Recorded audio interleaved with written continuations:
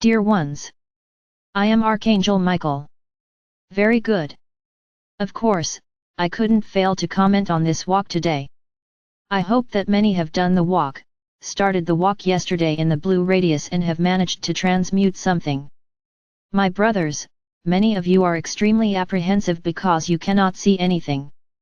They can't see that bag, they cannot see anything in their hands, they achieve nothing, they can't see anything around them. My brothers, your mind is extremely powerful. So when we say, there is exuberant nature around you, each person will create the nature that is exuberant for them. So it's creating an image in your mind. So each thing that is being said, you create in your mind. This is to see. There are those who can mentalize and see what they are mentalizing, but these are the minority of the minority. So everything that is said in a meditation is imagination. It's not real vision. No one is being transported to any green field. You have to imagine this in your minds. They set up the scenario in their minds and the scenario is presented to them. So put it together in your minds. In front of you there is a chair. Can anyone imagine an empty chair? Can't you see yourselves sitting in it? Look to the side and see a big bag? So I tell you, if you are concentrated, involved in that atmosphere, I guarantee that a bag will come to your mind. And somehow, you will know how big it is. Bring something in your hands, imagine anything, something you have never seen. Imagine the moment you transmute that thing, disappearing from your hand. This is how you do meditation. I'm not forcing anyone to see it here. It's imagination. But the imagination within the energy placed by the ray itself and by the master himself, you make it happen. So if you start, I can't do it. Oh, I didn't see anything. Oh, because I can't. Oh, I don't know what I'm going to do. He finished, it's better to do nothing. So until you understand what you have to transmute, and how you are going to transmute, don't start anything. Sit down in front of the paper, write down everything you would like to eliminate from your minds and hearts. Right next to how you will transmute this. My brothers, is an exchange. It's that simple, it's an exchange. You hurt someone, what exchange can you make with the universe to transmute that? Make peace with someone you fought with, help someone you turn your nose up at, because there you will be showing that you will effectively not hurt anyone else. And of course promise yourself that this won't happen again. But this is the basics, and this is correct. If you are transmuting all the acts in which you hurt someone, you are assuming before the universe that you will not hurt anyone else. Otherwise it goes back in the bag. Did you understand? My brothers, these are commitments. Returning to the same example, I want to transmute all the hurt I caused to anyone. Very good. I transmute this by being kind, I transmute this by pleasing those I hurt, I transmute this by becoming aware that hurt will stay out of my way for anyone. I decree that heartache will stay out of my way. Whoever causes hurt will stay out of my way. Be careful with the word no. Be careful. So my brothers, right.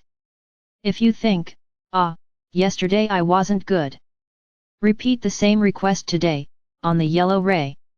If you finish the wheel and are unable to transmute everything, restart, start again. My brothers, this is a journey. It's a soul cleansing walk. Do you think it would be easy? Would it be simple? You transmuting all this karma that you carry, is it easy? No, it's not. And it also has to be something positive, of the same weight as the negative. It's not enough to say, from now on, the hurt will stay out of my way. This is the least the universe expects. But what will you actually do? How will you repay that negative energy? It's not promising that you won't do more, this is a consequence, not an exchange. There has to be an exchange. So the exchange is, be kind, especially to those I have hurt. Bring joy to them, bring happiness to them. If this is not possible, because that person is far away or you have lost contact, be kind to people, become a pleasant person, make someone sad, happy. So this is an exchange, it is transmuting the feeling of someone who needs it, into something good. Because you did a bad thing, you hurt that person. So you need to help those who are hurt to get up. So it's a friendly word, not advice, but showing a path, bring her close, take her by the hand and help her. It's my brothers, it's not simple. I recognize that it is not, but you have to find the way. I'm not going to stay here giving you tips on every problem. You have to find a way to transmute this. And I say more, you will imagine that in your hands, and you will transmute it, and you will wait for it to disappear. It is not simply saying, I transmute all the hurt I caused. It will remain in your hand, because you can even imagine your hand empty, but it will return there. You won't be able to take it off your hands, because it's not like this. This is what you will do from now on. You hurt someone. From now on I won't hurt anyone else. Very well, that will be your role.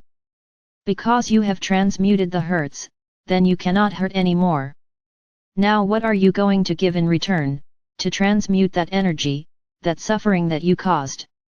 You will alleviate someone's suffering. That's how you have to think. What did you cause? They caused suffering. So how do I transmute?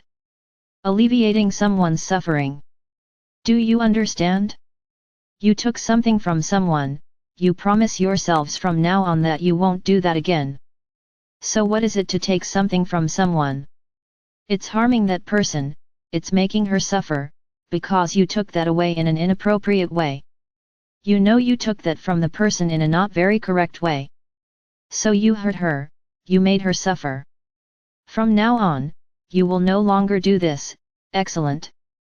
But what will you do to make up for it? You will donate something to someone in need, you will take away someone's suffering by donating something, because you took something away.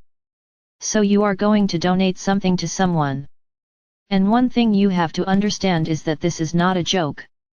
It's like, do you remember when I said we were filming? So every transmutation you made, every decree you made, no, I will not repeat this again. This is noted. So wait, the universe will test you. Or do you think it's over? That would be very easy, wouldn't it? So everything you decreed, every commitment you made as a bargaining chip, is noted there on the film, it is recorded on the film. And the universe will read this. Let's see if she can do it. And you will be charged for it. So don't wait for the universe to charge you. Everything you gave as bargaining chips, write it down and fulfill it.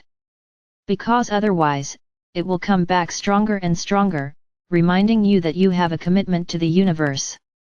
And then you'll end up returning that problem to the bag or generating another one. Everything you promise, you don't keep. This is the other problem that will appear in the bag, brand new, fresh. So be careful what you promise, be careful with trading coins. Don't promise something you can't fulfill. Say what is within your power. For example, you have to give something to someone. And then you look at your financial situation and say, but how come, I can't even give to myself, let alone to anyone else. Give a hug, give a word of comfort, give a minute of your attention, do something for someone. Nowadays it doesn't have to be physical, you can communicate with anyone in the world. So do that, give a friendly word. So and so, I'm getting in touch to say that you are important to the universe. That you are important to me, that I like you very much. You have no idea what this does to the other person. So it's not just physicality, materiality. When I talk about donating, I'm not talking about donating physical, material gifts. It's about donating. What is giving yourself? It's donating your time, it's donating your attention, it's saying a friendly word, a hug, a presence, a flower plucked from the garden. If you made this gesture of plucking a flower from a garden to give it to someone, nature doesn't mind. What you can't do is rip it off and throw it away. But if you're going to make someone happy by giving a flower, you can pluck it, nature understands. Gaia applauds your gesture. Because for you to give a flower, you need to pluck it. My brothers, I'm not here, wanting no one to go out on the streets today, buying presents, nothing like that. They are immaterial, non-physical gifts. So don't try to give material as a bargaining chip. No, no material, it doesn't work. You can even donate food, clothes, it's a necessary material, so I agree. Now donating gifts, no. Nobody here is talking about gifts. So my brothers, take today to write. You have already had the help of the angels to discover how to transmute, so do that. You are full of help. Ask for our help, give me intuition on how to transmute this. And we will give it to you. So don't use I don't know as an excuse. I am unable. Then I'm sorry, you're going to be fed up. No one will empty their bag this way, thinking they are incapable. It's interesting, you are capable of making millions of mistakes. Nobody thinks beforehand, nobody thinks, how am I going to do this? No. This is very clear in your mind. You just commit. Now fix the error, no one knows, right? Nobody can figure out how to do it. Interesting. That's why you are the way you are. Because you only know how to hurt others, harm others, or often, harm yourself. Don't forget to put yourself on the list. What have you done to yourselves? Don't forget this, because it will create a lot of lines. The addictions you have acquired, the mistreatment of your bodies, the way of life you have chosen, many times, which you know is not the right one, but you chose that, and, you sat at the door and are crying to this day. It's my brothers, you often call suffering, you make the wrong decisions and suffer for that wrong decision. Because you always put others above yourself. No, if I do this, I'm going to hurt so and so, I'm going to hurt so and so. And you, are you happy? So you get hurt, you attack yourself, you harm yourself because you don't want to hurt the other person. Isn't there a lesson from others in respecting their will too? Think about it. You always put others ahead of your journey. And then you keep complaining, that life is bad, that you suffer because of each other. And what do you do about it to improve your lives? I've already said it here and I'll say it again, no one has to suffer the suffering of another. The suffering of the other, he was the one who reaped, he planted, and he is reaping. It's not you who has to share his suffering with him. Ah, this is bad, this is evil. You were used to understanding this, that you always have to suffer the suffering of others. Poor thing. Ah, no, I have to be with him in suffering all the time. Why? It was your choice, did you plant that? Are you harvesting your crop? No, you are reaping what the other sowed. Then it's wrong. You don't have to reap the suffering that the other sowed. It's your life, not his. So you stopped your life, parked your plans, because of someone else, for mistakes he made. Then you are also making a mistake. You simply died to the world, to experience the suffering of others. This is a mistake. Put it on your list, because you don't have to experience other people's suffering. Each one is each one. Did he think before doing the stupid thing, that it would cause you any problems? No, he didn't think. He simply did it because it was his will, and you are there arm in arm with his suffering. Your life is passing, your moment is passing. Because for him, he is not losing anything, it's what he wants. Now is that what you want? No, it's not. So free yourself from the suffering of others. If he doesn't like it, I'm sorry. He will fuss, he will talk, he will complain and you will say, I'm sorry, it's my life. I'm not going to live your life. He finished. He chose a path, you have to choose another, not his path. So when I've said here many times that no one has any obligation to take care of their parents when they get old, because you have an obligation, because you are children. You have a single obligation, to love and respect your parents. Now it's their walk, not yours. So don't judge or criticize anyone who chooses to live their life, not following their parents' side. These are right. The only caveat I have is that love has to be maintained. Yes, you can keep your lives and keep your parents away. But you have to keep giving them love, not abandonment. That's not what I'm saying.